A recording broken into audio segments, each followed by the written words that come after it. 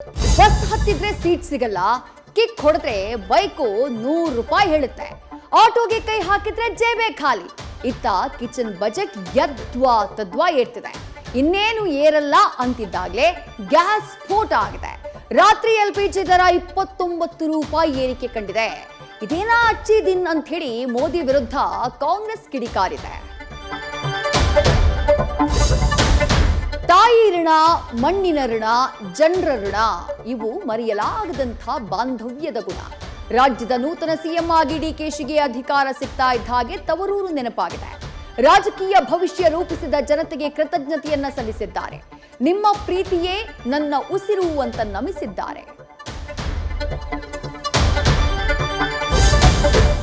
ಕನಕಾಧಿಪತಿ first semester pass ಆಗಿದ್ದಾರೆ. ಆದರೆ second exam ಅದು ಅಗ್ನಿ ಪರೀಕ್ಷೆ.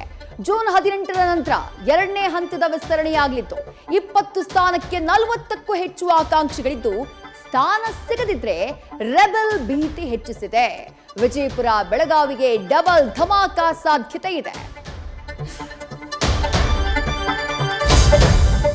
ರಾಜ್ಯಸಭೆ ಚುನಾವಣೆಗಿಂತ ಪರಿಷತ್ ಪಾಲಿಟಿಕ್ಸ್ ಇಂಟ್ರೆಸ್ಟಿಂಗ್ ಆಗ್ತಾ ಇದೆ.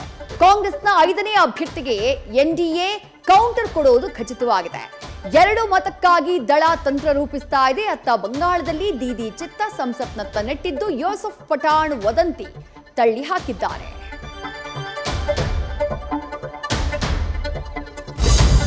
ಅಬ್ಬರಿಸುತ್ತಲೇ ಮಳೆ ರಾಜ್ಯಕ್ಕೆ ಗ್ರ್ಯಾಂಡ್ ಎಂಟ್ರಿಯನ್ನ ಕೊಟ್ಟಿದೆ. ದಕ್ಷಿಣ ಕನ್ನಡದ ಕೆತ್ತಿಕಲ್ ಭಾಗದಲ್ಲಿ ಗುಡ್ಡದ ಭೂತಕ್ಕೆ ಹೈವೇ ಬಂದ್ ಆತಂಕ ಹೆಚ್ಚಿಸಿದೆ. ಚಿಕ್ಕಮಗಳೂರಿನ ಕಳಸಾ ಬಳಿ ರಸ್ತೆ ಕೊಚ್ಚಿ ಹೋಗಿದೆ. ಕಲಬುರಗಿಯ ಚಿಂಚೋಳಿಯಲ್ಲಿ ಸೇತುವೆ ಕುಸಿತ ಆಗಿದೆ. ಹುಬ್ಬಳ್ಳಿಯಲ್ಲಿ ಅವಾಂತರ ಸೃಷ್ಟಿಯಾಗಿದೆ.